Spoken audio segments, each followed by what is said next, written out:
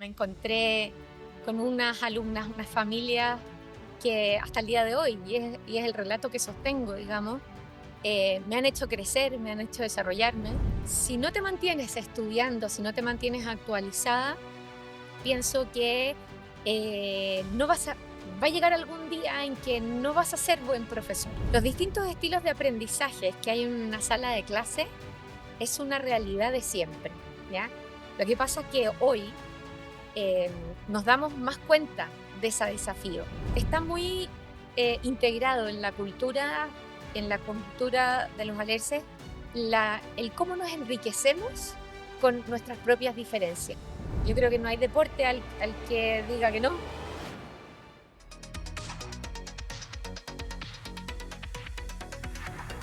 Bienvenidos a nuestro podcast Pasión por Educar. Soy María José Sánchez, directora de comunicaciones de la red de colegios SEDUC, y hoy los invitamos a conversar con María Paz Bloomfield Sandoval, directora del Colegio Los Alerces. María Paz es casada con Jorge Vita y madre de 3 hijos. Es ingeniero civil industrial con especialidad en ingeniería ambiental, profesora de matemáticas y física con estudios de posgrado en educación, máster en asesoramiento educativo familiar por la Universidad Complutense de Madrid, diplomada en fundamentación filosófica, educación STEM y antropología cristiana. Ella se incorporó como profesora al Colegio Los Alerces en 2005 para luego ser subdirectora y asumir finalmente como directora del colegio en 2011.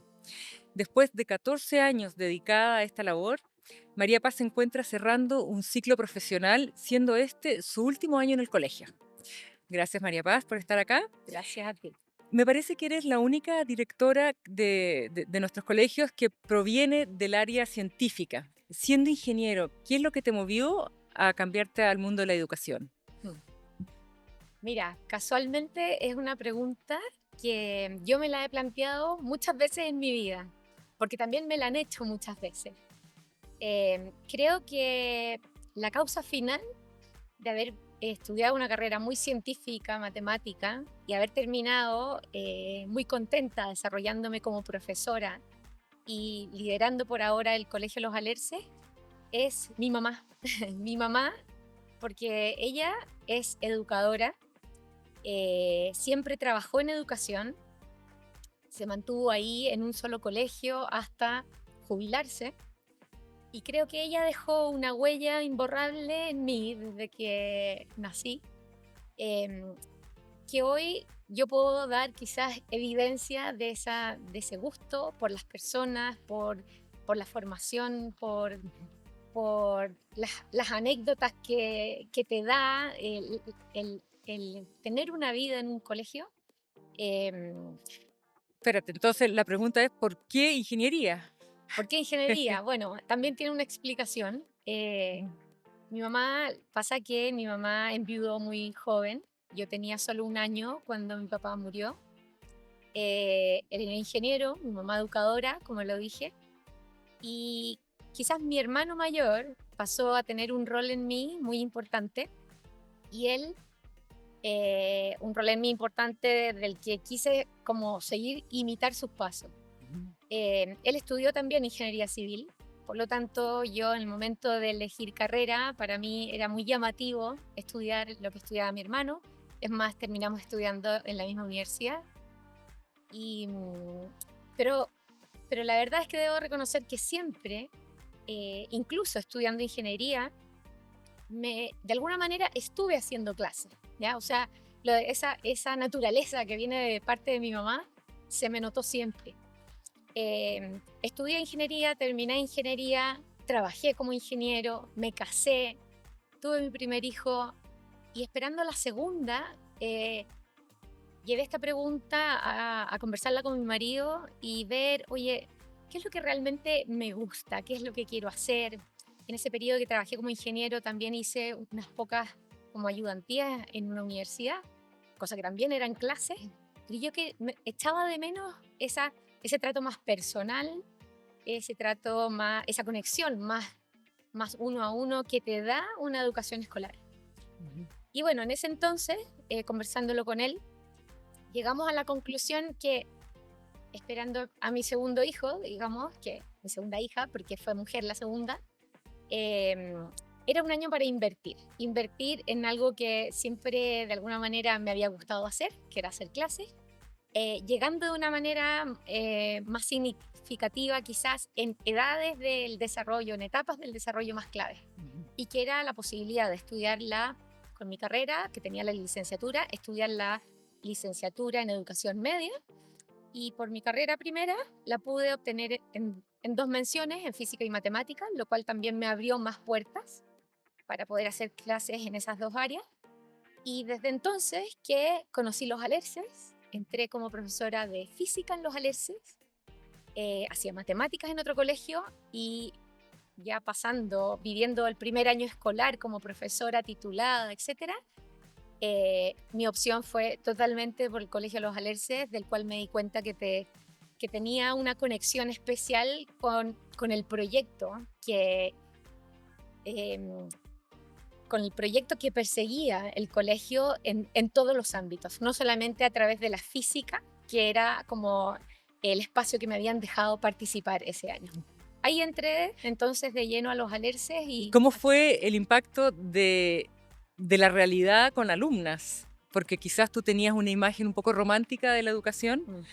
¿Te costó mucho empezar a trabajar con alumnas reales de carne y hueso, sí, con sus problemas? Gente que te iba a decir la vieja de matemática, la vieja de física. ¿Cómo fue ese encuentro? No, eso en verdad no me costó nada. Yo creo que tuve suerte. Siempre he dicho y reconocido que me encontré con unas alumnas, unas familias que hasta el día de hoy, y es el relato que sostengo, digamos, me han hecho crecer, me han hecho desarrollarme. Entonces, esa dificultad para nada fue un conflicto, una dificultad, una barrera. Yo te diría que la barrera quizás más alta de pasar a un mundo escolar fue toda la preparación de material que implica la docencia escolar. Ya una planificación de clase bien pensada, con un objetivo, bien planificada, con actividades llamativas, atractivas. Oye, ¿logras desvincularte del rol de directora en tu casa? Y la respuesta quizás no tan buena es decirte que no. Pues no me logro desligar. ¿Y por qué? Pero eso no significa que sea algo malo. Creo que para mí, al menos en el cómo yo vivo mi experiencia profesional, mi vocación hoy día de profesora, justamente pasa por no desligarme de la gente a la cual atiendo, a quienes sirvo, a quienes estoy de verdad pensando recurrentemente en cómo llegar mejor, cómo llegar más fácil, cómo hacer asequible esta física. Y en el rol que hoy día estoy en el colegio de directora ya por hartos años, también el cómo transmitir los fuertes desafíos que año a año la educación escolar nos interpela, hacerlos propios a cada profesora para que cada una pueda poner de ella sus manos, ya que evidentemente son distintos al de la otra, su cabeza, su creatividad, su intelecto. Pero en lo concreto, tus hijos... Y su corazón también. ¿Los tratas de repente como alumno? ¿Hay un reglamento interno en tu casa que hay que cumplir? Y si no, yo creo que... ¿no se renueva la matrícula? Imagínate. No, para nada. En eso yo creo que se da, al menos en mi caso, se da algo muy parecido. El cariño, la dedicación que pongo hacia mis alumnas, que el cariño y la dedicación que pongo y que doy hacia mis hijos. Es más, yo te diría que muchas veces mis hijos se han visto a ratos sin mamá, porque la mamá está ocupada de las 940 alumnas que tiene en el Colegio Los Alerces. Y que lo hago feliz y que ellos también han aprendido a crecer con esto y por lo tanto también han desarrollado competencias, habilidades que hacen que ellos puedan prescindir un poco de esa mamá, ¿ya? Oye, cuéntame, se ve que te gusta mucho estudiar. Si pudieras seguir estudiando, ¿qué te gustaría? ¿En qué te gustaría seguir profundizando? Me fascina estudiar. Y creo que voy a agregarte algo más con respecto a la primera pregunta que me hiciste. Creo que también es una característica muy propia a una profesión de educador. Un educador está para servir a las personas, dándoles formación para una futura sociedad en que se tienen que ver abastecidos de competencias, habilidades de todo tipo, socioemocionales, afectivas, intelectuales, sociales, etcétera, para abordar distintos desafíos.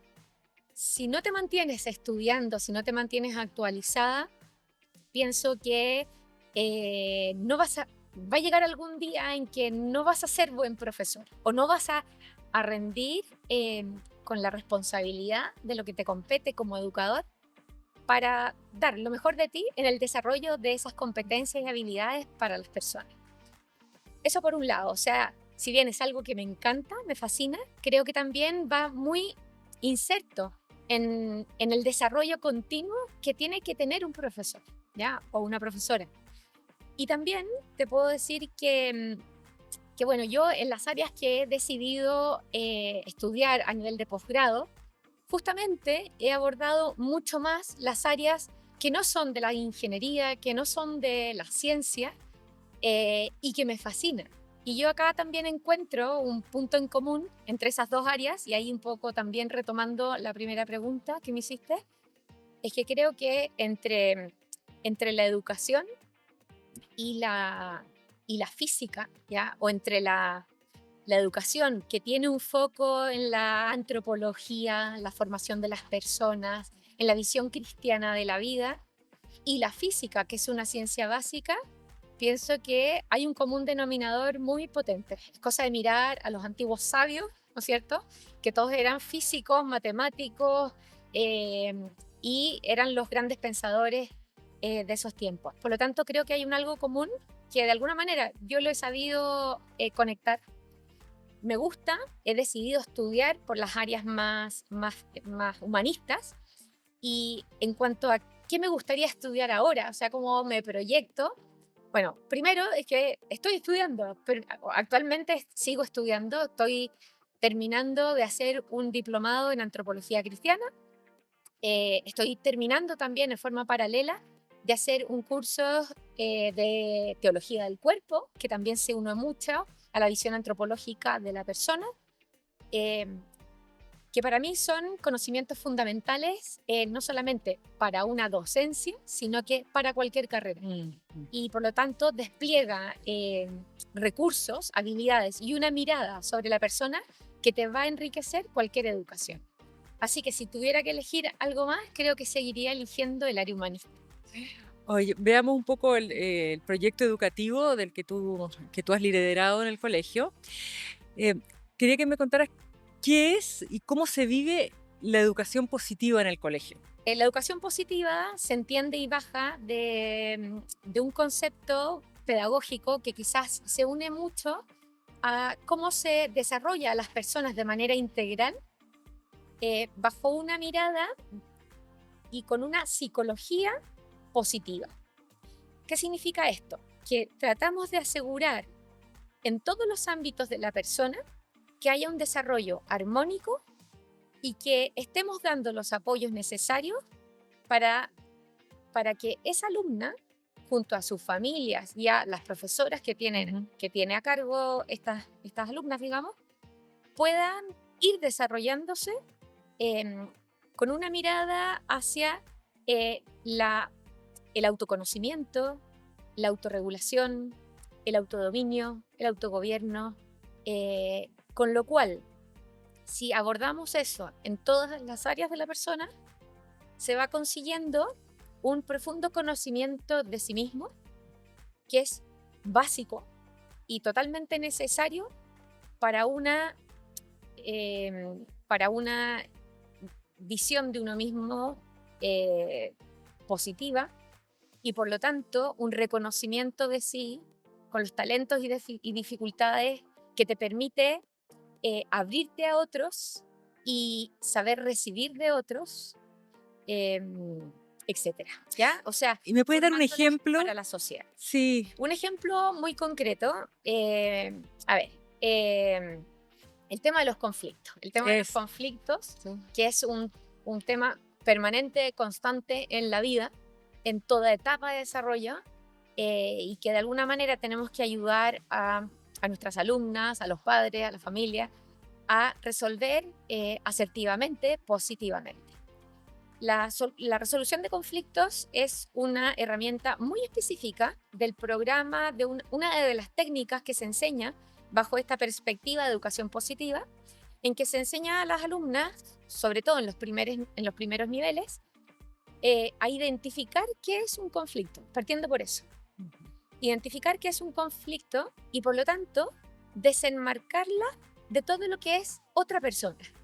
Un conflicto no es una persona, un conflicto es una situación, un tope de gustos, recursos escasos en que más de una persona los quiere, o opiniones distintas, pero es la opinión, ¿se entiende? No es la persona. Eso es el punto número 1, que suena, eso se trabaja hasta grande, pero se comienza con estrategias súper concretas a entrenar, por así decirlo, con las alumnas de primer ciclo. Luego de eso es en formas grupales, es decir, escuchándonos, respetándonos, atendiendo la opinión del otro, expresando lo que tú piensas, a encontrar soluciones. Soluciones para ese conflicto. Y ahí pueden aparecer distintas ideas. Y todas las ideas son buenas. Son bienvenidas. Entonces también viene después una deliberación. Deliberación de por ejemplo, ¿con qué solución partimos? ¿Cuál pensamos que podría llevarnos más rápido o en menos tiempo, a menor costo, a esa solución? ¿Cómo han tomado en el colegio el desafío de conciliar los aprendizajes entre todos los alumnos de una clase, teniendo en cuenta que por diversos factores hay alumnos que les cuesta más o que aprenden de una manera diferente? ¿Cómo han abordado esta problemática? Sí. Bueno, a ver, los distintos estilos de aprendizaje que hay en una sala de clase es una realidad de siempre, ¿ya? Lo que pasa es que hoy nos damos más cuenta de ese desafío. Y gracias a Dios también disponemos de más recursos para poder atender mejor, profesionalmente hablando, a esas necesidades. Por lo tanto, yo creo que el cómo se ha tomado ese desafío, creo que como un desafío, ¿ya? Como un desafío, pero que ha sido permanente en el tiempo y con la gran oportunidad, te diría yo, viendo ese desafío como la gran oportunidad que hoy tenemos, que disponemos de muchos más recursos quizás que una educación antigua para poder abordarlos con estrategias con mayor certeza hacia un buen manejo, hacia realmente disponerlos con apoyos que vayan hacia el aprendizaje, hacia un mejor aprendizaje, ¿ya? Entonces, primero, el desafío, verlo como oportunidad. Esa oportunidad la tienes que trasladar a que hoy día hay más recursos para poder y técnicas para poner en juego, digamos, con los alumnos. Y por lo tanto, estudiar, capacitarse, capacitar a las profesoras, darles herramientas técnicas, ¿ya? De diversificación de aprendizaje, donde no solamente alumnas que tienen de manera como muy evidente una necesidad especial en el aprendizaje, sino que viene a ser una herramienta que repercute a favor de toda la clase, de todos los estilos de aprendizaje, porque el enseñar distintas maneras de enseñar a una profesora, dar esa capacitación, implica también que esa profesora está preparándose para que su enseñanza llegue a distintos estilos de aprendizaje y por lo tanto una clase completa que se compone naturalmente de distintos estilos de aprendizaje se ve favorecida. ¿Cómo ves tú cómo enriquece a los alumnos sin necesidades especiales relacionarse con alumnos con dificultades de aprendizaje? Bueno, además de lo que ya mencioné, que son las técnicas propias de la enseñanza de esa profesora que va aprendiendo para dar su enseñanza a través de distintas maneras y por lo tanto llegar a distintos estilos de aprendizaje, las alumnas también se ven favorecidas porque se enfatiza mucho en el trabajo grupal en clase, ¿ya? Por lo menos en los alerces.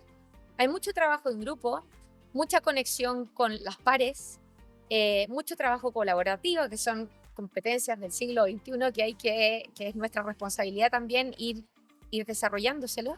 Y por lo tanto, al ver que la Miss está capacitada también para atender de distinta manera a quien requiere un apoyo quizás distinto, así también las alumnas, siguiendo este modelo, han podido también enriquecerse para atendiendo y para ayudar a estas compañeras que tienen quizás o necesitan una ayuda quizás más especial, o que la acompañen más en ciertas cosas, o que de alguna manera tienen un talento distinto al resto, ¿ya? Que viene a enriquecer también el grupo, el trabajo, la exposición, lo que tengan que hacer a nivel grupal. Está muy integrado en la cultura de los alerces, el cómo nos enriquecemos con nuestras propias diferencias. ¿Y cuáles son las principales dificultades con las que te has encontrado? Porque esto no venía naturalmente de la educación clásica. Sí. Ha habido que hacer adaptaciones. ¿Qué es lo que más les ha costado?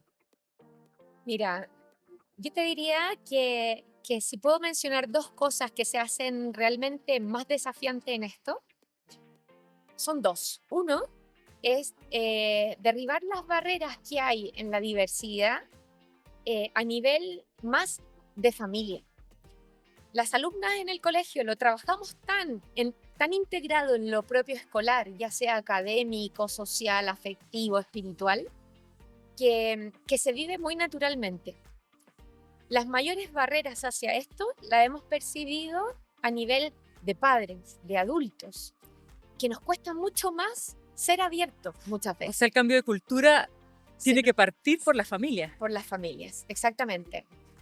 Y por otro lado, ese es un desafío, ¿ya? Que pienso que está mucho mejor logrado en las alumnas, con esta vida como tan integrada que lo tenemos en el colegio, que en sus padres muchas veces, pero por lo mismo hemos tratado de llegar a ellos con otro tipo de recursos y también se explica y se comprende, ¿eh? O sea, creo yo, o sea, a mí me ha tocado desarrollarlo, pero porque estoy trabajando en un ámbito educacional, o sea, me interpela directamente, pero no necesariamente sí a cualquier papá o mamá de la familia de los alerces. Entonces también es nuestro deber ayudarlos a llegar a eso, ¿de acuerdo? Y por otro lado, veo otro desafío en cuando hay quizás concesiones, ideas quizás que son exclusivas para quienes necesitan apoyos especiales, cuando esas personas, por así decir, no toman en serio esos recursos, no toman en serio esas oportunidades, no toman ese diseño especial en beneficio a esa ayuda, ¿ya? Recae en el resto. Y lo ven y lo empiezan a percibir como algo injusto. Y no es así. Cuando la persona que lo necesita lo toma con la mejor de la manera de que lo puede desarrollar, ¿se entiende? Nadie lo quiere para una perfección, sino que tomarlo con gratitud, con espíritu de trabajo bien hecho, de manera responsable. Si es que a lo mejor no puede llegar a ciertas cosas, ir, acercarse, conversar, anteponerse a las dificultades. Las niñitas, o sea, las alumnas ven cómo es la respuesta de esas alumnas a quien se les da alguna facilidad o algo distinto, una técnica distinta para que llegue a sus objetivos, cuando es tomada con empeño, gratitud, dando todo lo de sí, se vive de una manera muy justa y muy alegre con sus mismas pares.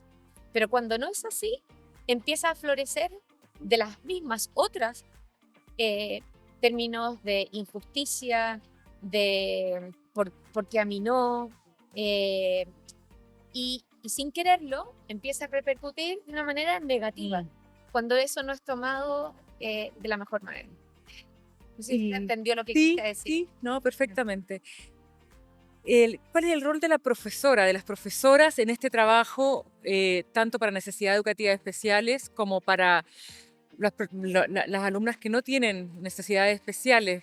¿Cómo ves ese rol que hoy día se ve más desafiado?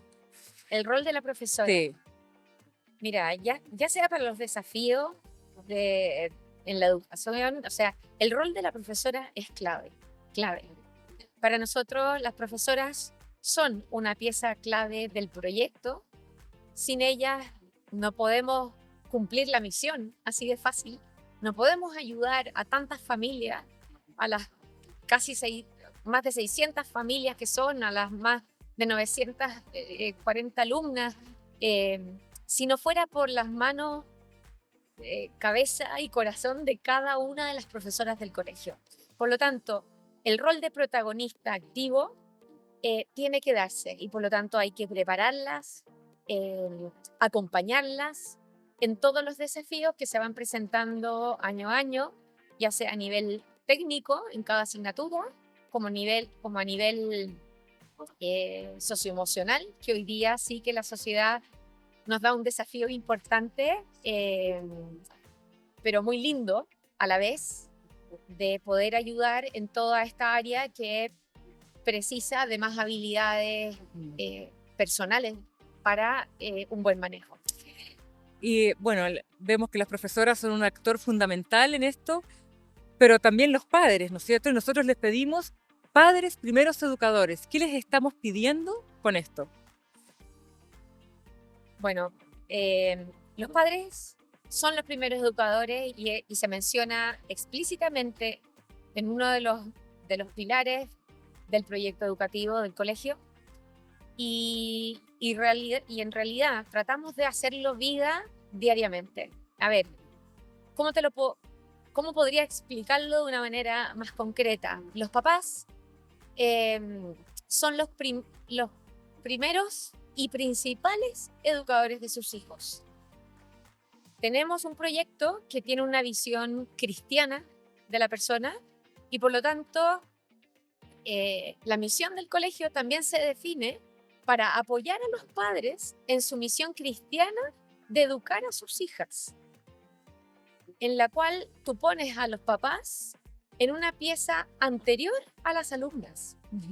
Y también eso responde a que el colegio, que si bien es un apoyo que en el mejor de los casos, y ojalá así sea, se sostiene durante 14 años, que son los 14 niveles escolares que tenemos, son los padres los que tienen a esa hija desde que nace, ¿no es cierto?, en esa mamá, hasta que Dios lo quiera, en el momento en que nos va a separar por la muerte del papá o la mamá o de esa hija, como él lo quiera. Por lo tanto, es en quienes nosotros también ponemos la clave para que esa alumna adquiera de ellos de manera constante, permanente, continua, en las distintas etapas de su vida, no solamente hasta los 18 años que termina la etapa escolar, los mejores recursos en su papá y su mamá. Eso nos compromete a muchas cosas, con una prioridad importante, la formación de padres, en los distintos tipos, en las distintas etapas que se encuentra el desarrollo de sus hijas y en distintos ámbitos de formación, técnicos, ya sea de educación. Me acuerdo, te voy a contar una anécdota, me acuerdo cuando empezamos hace años atrás con la educación matemática, de la educación Singapur en matemáticas y en ciencias, que hoy día se desarrolla en el colegio de prekinder a sexto básico. Teníamos grandes dificultades a niveles académicos, porque enseñábamos en la sala de clase la matemática y las ciencias con método Singapur, pero en la casa se veía reforzado, y principalmente por los papás, de una manera muy tradicional, que nos contradecía todas las técnicas que venían del método Singapur. Entonces, era muy divertido, porque lo que armábamos en el colegio se desarmaba en la casa. Menos mal que no era algo tan importante. Esencial, claro. Esencial, porque se trataba de ciencia y matemática. Pero hasta que nos dimos cuenta que era importante hacerles ver a estos papás y mamás cuál es el enfoque de una pedagogía Singapur para ciencias y matemáticas. Y por lo tanto dimos talleres para padres de educación matemática en Singapur y les hacíamos las mismas clases que a sus hijas. Y la verdad es que se fascinaban, porque es otro planteamiento de los problemas, es otra visualización del problema, es otra Exacto. representación. Mi papá hacía ecuaciones, nosotros les hacemos dibujos, ¿ya?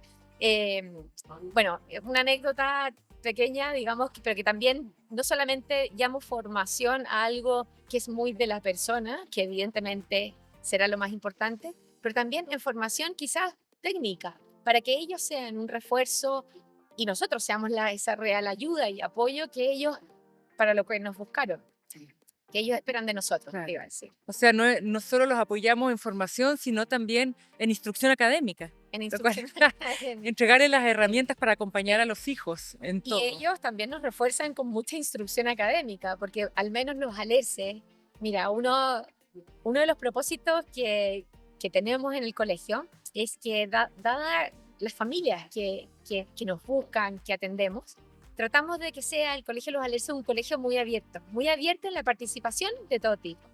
Y para eso, tener un colegio lo más abierto a los papás y mamás que se puedan. Eso significa que también los estamos invitando recurrentemente a distintos tipos de actividades. Y ellos nos aportan también en parte en programa curricular, ya sea contando de su experiencia laboral, de su vocación de servicio, de un hobby que tengan, usando el inglés, quienes hablan bien el inglés en las edades que son bilingües.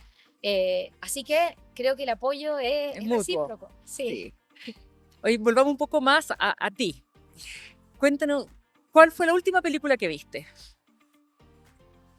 Ya, te vas a reír porque es una película que es antigua. ¿Ya? Es la película Orgullo y Prejuicio, Ay, qué eh, romántico, ya. muy romántica, pero de verdad que fue la última película que vi usando hace poco en las vacaciones. Fui a veranear unos días con mi mamá.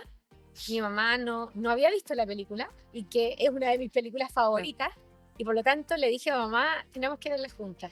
Bueno, la verdad es que para mí, si bien como mi película favorita, siempre es un gusto poder verla, pero pudo surgir de ahí un diálogo muy profundo con mi mamá, que va desde, desde la historia, la educación, el respeto de las personas, la belleza de las tradiciones, de la elegancia, eh, distintas cosas. O sea, de verdad que me permitió ver quizás algo más lindo de la película, que es cómo te invita a abrir distintos temas profundos y si tienes una buena partner, como Claro. yo lo tuve, puedes abrir conversaciones muy, muy interesantes.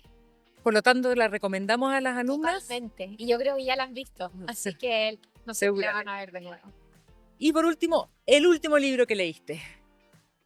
El último libro que leí, a ver, aquí quizás voy a ser más matea y fome, ¿ya? La verdad es que me queda poco tiempo para lectura libre. Un libro que me fascina y que me lo he leído por lo menos 3 o 4 veces es El Principito. Es un libro que me inspira profundamente. Quien me conoce de manera más cercana, alguna vez le habrá llegado un mensajito, algo con la figura del Principito o con una frase del Principito, que en verdad cada vez que lo leo vuelvo a encontrar y a renovar esa inspiración de anhelos nobles, de metas magnánimes, de la belleza de las cosas que son más invisibles a las personas. Saber mirar idealmente los corazones, o sea, de verdad que me interpela cada vez que lo leo de una manera especial. Es un libro que recomiendo leer y volver a leer y volver a leer. Y Ok. quizás otro que quizás es más para profesoras, para docentes, podría mencionar de los últimos que he leído, el Coraje de Educar, que está pensado para que lo lean profesores, que realmente los pone en alto, los reinspira, pienso yo, y creo que una lectura de ese libro puede ser buena para poder agradecer también esa entrega tan noble y tan escondida que conlleva la vocación de Les hace profesor. justicia, digamos, este libro, Exactamente. totalmente. Sí. Oye, mucho intelecto, mucha cabeza aquí. ¿Haces algún deporte? Me encantan los deportes. Me Sí, encantan los hay deportes. espacio para el deporte. Sí, o sea, lo tiene que haber, primero por mi cabeza, funciono mejor haciendo deportes. He pasado por muchos deportes. Yo creo que no hay deporte al que diga que no, pero la verdad, ¿cuál tengo el tiempo realista de poder practicar con más frecuencia? Bueno, el trote, el senderismo, el esquí. em, yo creo que son los que más practico de manera más recurrente, Ah, pero invítame a cualquiera y te sí, apaño con lo mejor que pueda hacer. me alegra, mucho equilibrio aquí, Sí. eso es muy, muy bueno. Bueno, María Paz, yo te agradezco mucho que te hayas abierto a mostrarte un poquito más allá del área que se te conoce generalmente. Y bien, y a ustedes invitarlos para un próximo capítulo de nuestro podcast Pasión por Educar. Muchas gracias a ti también, José.